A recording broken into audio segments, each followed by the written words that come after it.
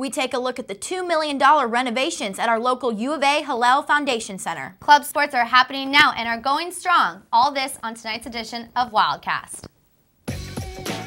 This is Wildcast.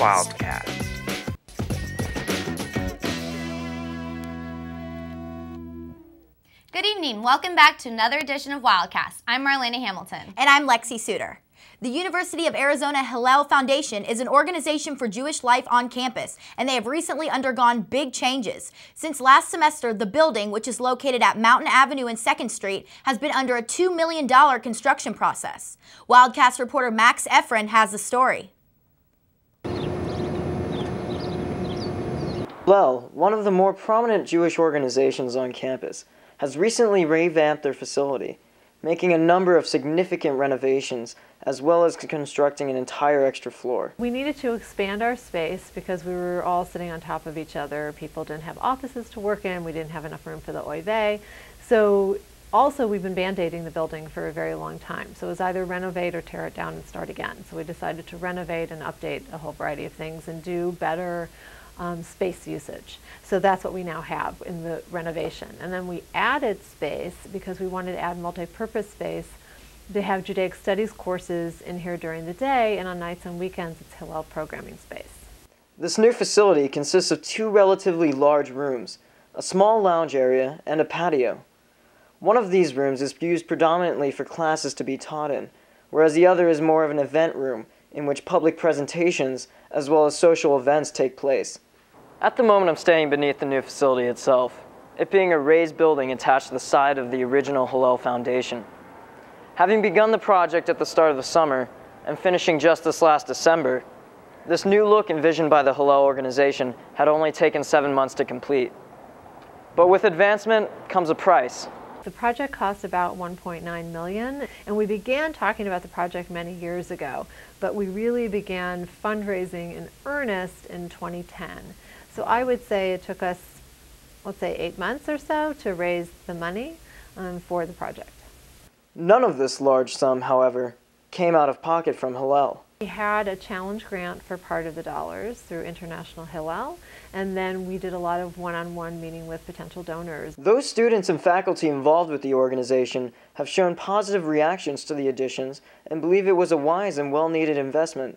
Professor Wright, Ed, was saying is, you know, they want to have lectures here as well, and maybe you want to give classes here. And I was looking around, I went to that room over here, similar to a room like this, great windows, all facilities here, new building, and I just said, why not? And it was almost like a no-brainer. I believe that, you know, it's going to allow, again, more students to pass through the doors, gives students something to do during their, times. It gives them a location to go, which is something that's good for students, especially when they're on campus. Maybe they live off of campus, and they're on campus during the day and they have a break. And it allows them to come here, eat, hang out with other students they know. And it's not just for Jewish students, it's for all students, so it's pretty cool. Although Hallel was already a well-respected organization on campus prior to this large project, there is no doubt that more attention will be brought to it due to the Foundation's efforts. Coming to you from the University of Arizona, I'm Max Efren, reporting for Wildcast. No matter your interest, whether it is in community service, religion, or athletics, the UA Hallel Foundation has something for everyone. We'll be right back after this.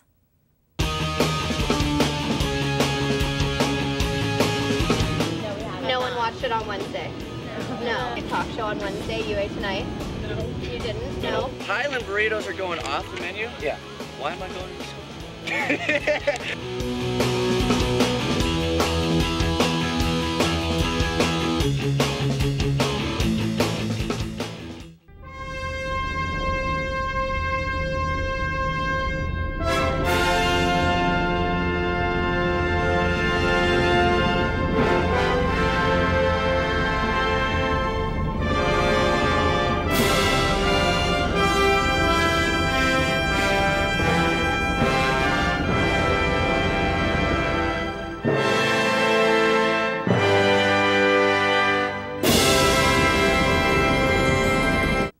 Welcome back.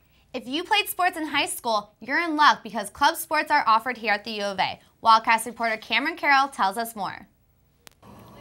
While Arizona is notorious for Division I sports such as baseball, basketball, and football, the university also offers a range of sport clubs that students can join. Student-managed club teams such as girls lacrosse, fencing, synchronized swimming, and girls water polo are just a few of the many clubs here at the university. I love being a part of the club sports at the U of A. I really feel like it's a good balance and it's a good almost two worlds colliding. A sport club is a student-managed organization that exists to promote interest in a particular activity. The interest can be competitive, recreational, or instructional in nature. Being a club team makes it, I think, more fun, just because we're able to not be as strict necessarily. We can have a lot more fun at practice, and I think it also helps us just hang out. So I think we're closer because we're not so concentrated on working constantly. Other teams offered include Taekwondo, ballroom dancing, soccer, ultimate frisbee, and much more. Clubs are open to all students, staff, faculty, and alum, and all clubs are sponsored by ASUA. If you want a fun way to stay active and be competitive, then a club sport is something that you want to try out. Most clubs practice 2 to 3 times a week and still allow students to have a social and academic life. We're a really good community. Everyone's really nice, and we love to have fun. So if you're new, feel free to come jump in and just join a match, because we are willing to take you, anybody. Reporting at the University of Arizona campus for Wildcast, I'm Cameron Carroll.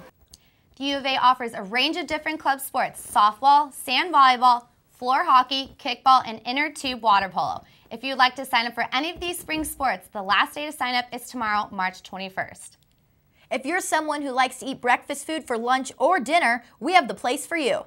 Wildcast reporter Charles Misra takes us inside this local cafe. The word is out. If you've got a hearty appetite, head down to the corner of Grant and Euclid to 3½ Brothers Cafe. 3½ Brothers Cafe is run by 3 real-life brothers, Don, Tim, and Dale. The half-brother listed in the name is actually a son-in-law, Simon. We were all sitting around one day and said that we'd like to get something going in a restaurant, start a restaurant. So we've been doing really well. We have a great breakfast and lunch. We have a lot of college students, a lot of support from the college, so that's really good too. The slogan here is cooking like Dad used to. That means this local joint has heaping portions of food. We're kind of known for our Southern Belle. It's on a pretty good sized platter. It's a complete breakfast covered with gravy. It's got the biscuit, chicken fried steak, cheese and egg, hash browns down the middle, and a biscuit on top covered with gravy. If you eat at 3½ Brothers Cafe, your wallet will love you, and you won't leave hungry. You know, if we give you more, you're going to come back. And a lot of college kids have some big appetites, so, you know, it's a good place for them to come. We're going to be adding on to the patio. We're going to be enclosing it. We're going to have 2 we call them Fat Boy burgers, or 4 patties on each one of them with a pile of fries. That's coming in the future, probably, you know, around the first of the year. We're going to be having the beer and wine license the first of the year. We're going on that, and we just hope everybody comes in and fills up. So if you're down for a good inexpensive meal, and maybe a little Gilligan's Island while you wait, head down to 3½ Brothers Cafe. Reporting for Wildcast, I'm Charles Misra.